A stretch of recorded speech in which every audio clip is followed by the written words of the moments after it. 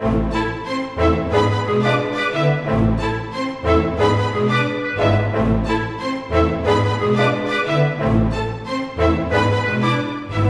there, I'm Florence, your host, and we are at BeautyMark. Today we'll be talking about a variety of different bronzing products with Cindy, and she will be going over a beginner's troubles, which is whether you select a spray or a lotion or a mousse, or do you even need facial bronzer? So we'll get right on ahead with that. Cindy? Yeah, well, as far as choosing something when you're a novice, there are some choices. Personally, I always advocate the mousse for a beginner. The mousse with the mitt, beautiful combination. I like it because the mousse sits on top of the mitt, doesn't get absorbed as easily as maybe the lotion, and obviously has a color guide, very easy for you to work with. The mousse just has a little bit of an easier formulation to manipulate. Yeah. Once you put the lotion on, which is also a great product, it's very similar to like body lotion. Definitely want to use gloves, just to make sure that you're not staining your hands, or if you don't have gloves, make sure you wash your hands right afterwards. All are tinted with a color guide. The mousse, I do feel, has a little bit of an easier spreadability. So for someone who's beginning, it's not quite as intimidating. The lotion can sometimes give a little bit of a deeper color just because it's a little bit of a thicker application, a little bit more to sit on the skin. But it can also look a little muddy when you apply it. That's normal. So maybe you want to do that at nighttime at home. Whereas the mousse can sometimes look a lot more natural. You might be able to wear it out, run a few errands. So really depending on what your lifestyle is like and things that you want to emphasize. There is also a spray similar to the airbrush spray that we do here.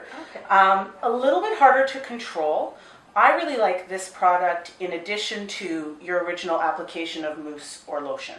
This is a great product to touch up with.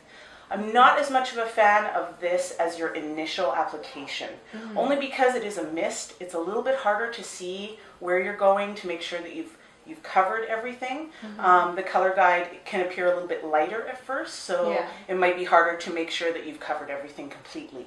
But great when you're 3, 4, 5 days into your tan, it's maybe starting to dissipate a little bit. You want to pump it up a little bit, get those legs nice and bronzed again. This is nice to just do a quick spray over top of what you've already done.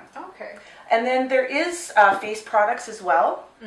Most of the St.Tropez products that we use, you can use on your face. However, if you do tend to be sensitive on the face or prone to breakout, acneic, whatnot, I would definitely suggest consulting your dermatologist to make sure that it's not going to wreak havoc on your face.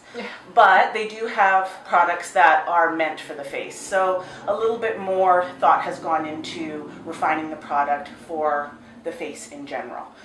This is a gradual tan builder, so you would put it on day after day, and it would gradually get a little bit darker and a little bit darker. So, you're not going to show up at the office the next day and everyone's going to think you've been on holiday overnight. If that's a concern of yours. It's just a little natural color builder. This is nice in the wintertime too, when you're really covered mostly on the body, but you'd like to kind of give a little color to your face. This is a nice product to incorporate into your facial regime. So with the facial cream, would we go through the same process of, do we need to exfoliate and then moisturize and then put this on? Absolutely, definitely. So key areas where you'd want to exfoliate, definitely around the crook of the nose here. It tends to get very dry, and dry skin will collect there. The tanner can cling and make it a little bit darker through there. Often in the middle of the eyebrows as well. And you'll want to make sure that you do all of your grooming and whatnot before all tanning.